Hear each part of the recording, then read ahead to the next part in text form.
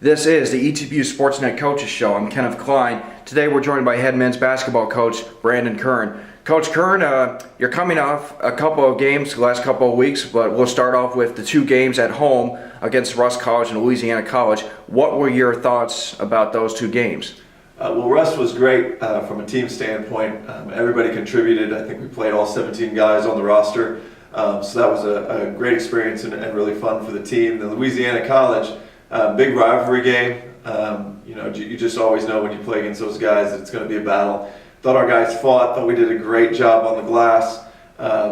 Chris Barrett had a double-double that game, his first of his career, had 12 points and 10 rebounds, which is something for a 5'9" point guard. Was really proud of him, and just overall a great effort. Louisiana College came out and played really well at the start of the game, and I thought we were tough and we stayed in and were able to get a lead and extend the lead and finish the game out. Last night you played Mary Hardin-Baylor at their place, and obviously the results didn't come out the way you had hoped they would, but what were your takeaways or thoughts from that game? You know, going into the locker room after the game, we were going to talk about just the fact that they beat us to a lot of loose balls, a lot of second shots for them. Thought our first shot defense was solid, but there were just a lot of loose balls in a crowd that we didn't come up with, long rebounds that we didn't come up with. So I was going to talk about those things in the locker room, and I did mention them. When I walked in the locker room, the guys were already in there talking, and the seniors were just taking responsibility individually, looking at themselves and saying, I could have done this better, I could have done that better.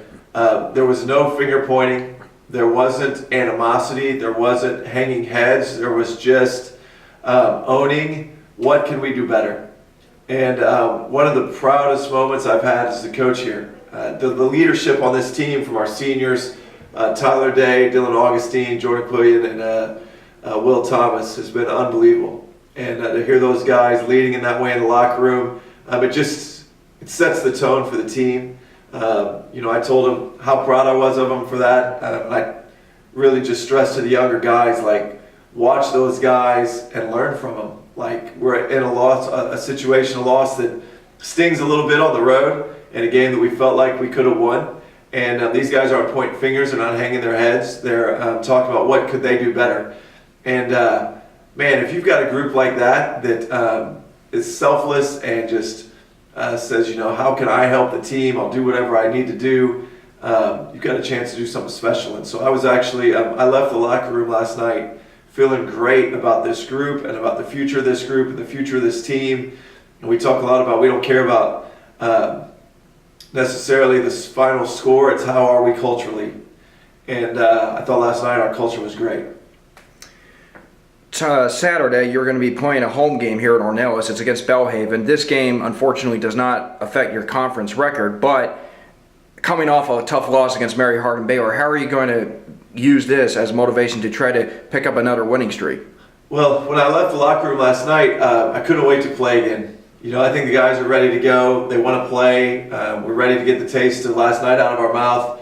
We gave them today off. They're all coming in to shoot free throws this afternoon, but this time of year we really want to rest and just bring incredible energy for the game against Belhaven to make sure we're getting all those loose balls and making those tough displays that we didn't make against Mary Hardin-Baylor.